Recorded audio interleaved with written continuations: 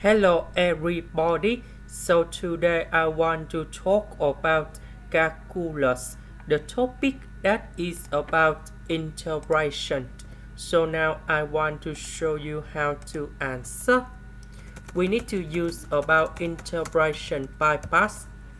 So I will put about u equals to Fn of cosine x. Later that we need to do first the derivative for the both side, and we have like this dv that is about the s over sine s squared. The integration of this one, we have v equal to negative cosine s. So we have u multiplied by v, and that is about negative cosine s Fn of cosine s minus we have du multiplied by v, so negative and negative they eliminate, so we just have the integration